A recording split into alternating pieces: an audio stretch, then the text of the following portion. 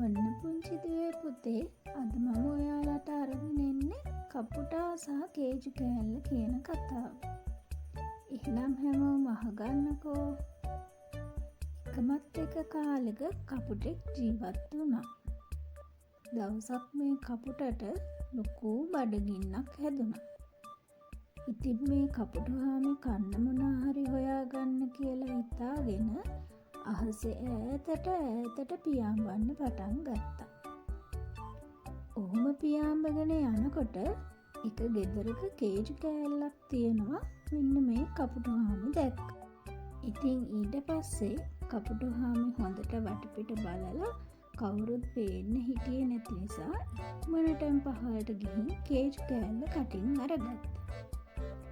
අද නම් මට රසමස කෑමක් ලැබුණා කියලා හරිම සතුටින් හිටපු කපුටුහාමි මේ කේජු කෑල්ල කන්න කියලා හිතාගෙන ගහක් උඩට පියාඹගෙන ගියා.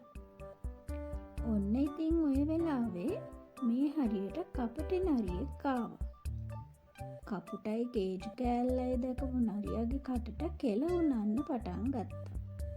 පුතාලා හැමෝම දන්නවනේ නරියා කියන්නේ හරිම කපටි සතෙක්.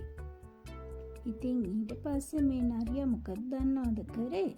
කපුටුහාමිව රවට්ටන්න කියලා හිතාගෙන මෙන්න මෙහෙම කිව්වා. යාළුවේ මම අහලා තියෙනවා ඔයාගේ කටහඬ හරිම මිහිරි කියලා. ඒ නිසා මට ඇහෙන්න ලස්සන සින්දුවක් කියන්නකෝ කියලා කිව්වා. ඉතින් මේක අහපු කපුටුහාමිටත් ගොඩක් සතුටු හිතුණා.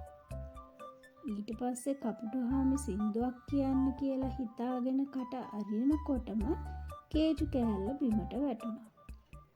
බිමට වැටුණු කේජු කෑල්ල ඉක්මනටම හොලගත්ත කපටි නරියා එතනින් පැනලා ගියා. අන්තිමට බඩගින්නේ හිටියේ කපුටට කේජු කෑල්ලක් නැති වුණා.